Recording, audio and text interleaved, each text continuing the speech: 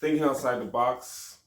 It's your hosts, Atlas and Matthew. We're here again to just blow your mind. So we're just going to continue from the last episode because there was some strong stuff that came out, but we didn't get to capture it, so we're just going to bring it back. So from the last episode, we said that life is just a progressive, love, growing experience. The experience we want to exist. So my question was towards that was karma. What is karma? Is it a learning experience from life? Is this a rule, a law? So I'm sure you guys want to know what is karma, because I'm sure you guys hear about karma all the time, but don't have like maybe a deep perspective. So we just want to tap into it one more time. Matthew, what is karma? You know, whenever I'm exploring something like this, I like to go to source first, right? The source of the teachings on karma come from the Buddha, Siddhartha, actually. Well, no, his name became the Buddha, but he started off as a guy named Siddhartha. Siddhartha, yeah. And Siddhartha taught that his fundamental question was, why do humans suffer, right? What is the cause of suffering, and can suffering be ended? And through that exploration on a personal level, he came to understand this law of karma, right? The law of karma states that basically what you put out into the world, you get back. It must be reconciled by you, right? That it is your child. If you've created something, it is your kid. It lives with you. So therefore, it ain't got no place to go but your home. The process of karma is working out how to accept what we've created, right? And ideally, how to accept it in love. Karma, by its nature, is not a law.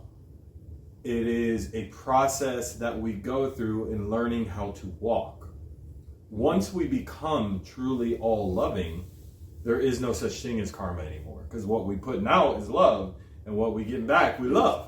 Right. So there's nothing like, the notion of karma is always associated with the rectifying of negative behavior patterns, the rectifying of negative thoughts, the rectifying of negative energy in any way. Once there is no more negative energy, which is just our natural state, go look at a baby, they don't create no karma. Everything in their world is love. They put out love and they get love back, and that's just the way that it is. Putting out negativity, fear, these are all learned responses. Really, the process of karma is working out that all of the fear-based thinking and ideas that we have are all nonsense and should just be let go of. And then we live in complete love and trust and safety and power. And inside of that, all karma is dissolved. But until that's the case, life comes in and offers this beautiful thing called karma, which is really a grace. It says that you could take as long as you want to learn that lesson, right? It's not like you got one life and then you're either rewarded eternally or punished eternally. Karma says that the universe wastes nothing, right? So no matter what you make of your life, what life will make of you is inevitably love, peace, and aliveness. You really don't have any say in that. The whole teaching system, the whole self-development system, the whole healing process is just like, oh, I'm just love. I'm just love and life, and that's all I'm supposed to be? Oh, well, let me just let go of ever thinking I was anything else. Yeah. Or ever pursuing anything else like it's important. So, to me, like I said,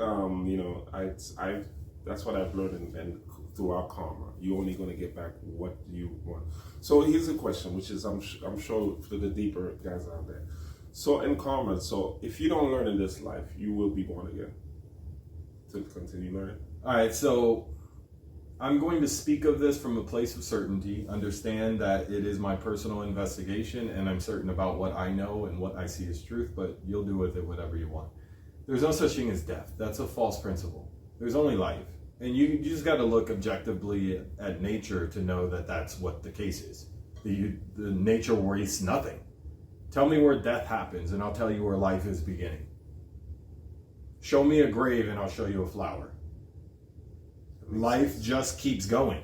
death is just this weird process inside of life. Well, transition? It is. It's a transition and a transmutation of energy and elements, right? Okay. Here's even deeper. You are not your body. You're a spirit. You're pure light in awareness. The notion of death is absurd. See, Stephen gets it. That's why he's laughing. The notion of death is absurd, right? So karma is a reintroduction of the immortality of the soul until it sticks. Then you have a lifetime where you're inside of the body like, oh, wait a minute, I'm an immortal. This is so fun. This is so fun. Like, ain't no risk, nothing to lose here. I don't have to fear anything. I'm just going to live my life as an excited, immortal lover of life. This is what we call the enlightenment state.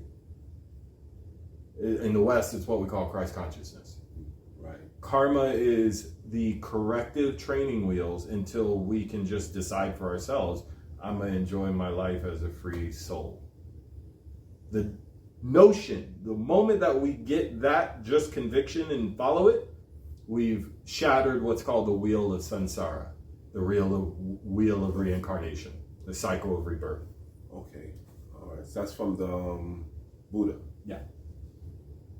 So what you're saying is once we achieve that awakeness, that awareness, we shatter birth and death. Yep.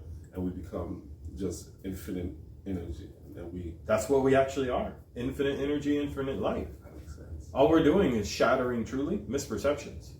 So this concept of which makes sense because one of my biggest thing I was wondering about just people, society, is that we're born and knowing that we're going to die, right? We all know that.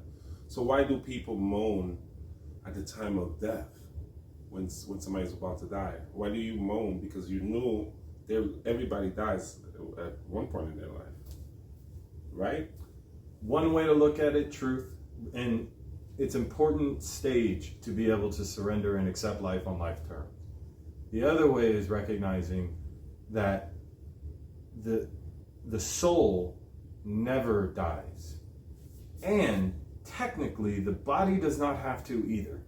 I know that is like controversial, but I just want you to consider it with me for a moment. Your body is made out of atoms, right? What's a lifespan on an atom? That's a good question. They were born in the beginning of the universe. Okay. And they've been around since then. Never once. The atom, yes. Yeah. Yes, the atom, right. So if my body is made out of an immortal substance, and my spirit is the definition of immortality, why is it that I'm so convinced I'm going to die? Other than the fact that that's been spoon-fed to me like a load full of horse crap since I was a kid. Yeah, that's true. So I've come to assume that not everybody could be wrong about it. And then I found that not everybody is, because then you get people like Jesus who's like, death is an illusion. Oh, you want to stab me and kill me? Cool. I'm just going to raise in light. And 1,000, like literally 1,000 other Eastern mystics who have all transcended death, who live in immortal bodies that are 500 and 1,000 years old. You don't have to take my word for it. You could just look at their society. You could get to know people. There is none of this is secret. Yeah. But if you... Well, it says in the Bible, too. If you read your Bible... Moses is like 900 years old? 900 years old. Scientifically, it's actually quite valid. Our whole body, right? This whole thing generates completely new cells every 19 months. Every 7 years, I'm in a brand new body. There is no body on this planet that's over 7 years old. Wow. That's just biology. That has nothing to do with my spiritual belief. Yeah, I did learn that. We actually, scientifically, it makes no sense that we age or die.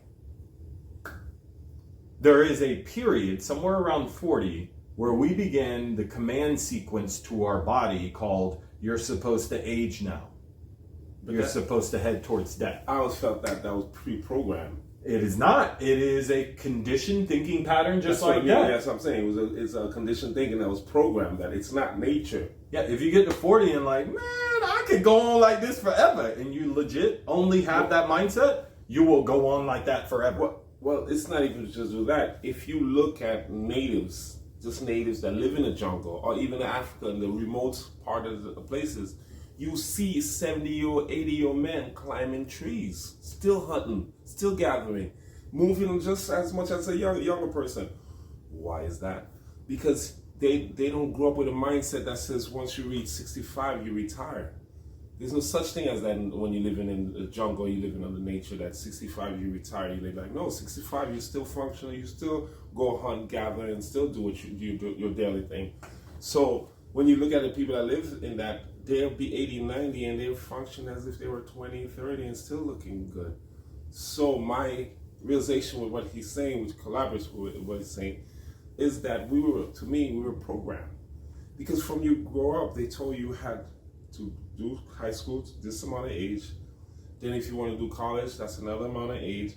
And then your work span would go till 65. Because we always been implanted that 65 is retirement.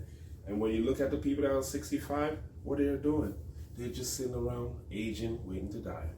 Okay. It's already pre-programmed. I'm just going to touch that real quick because it's important. Right. No one can program you.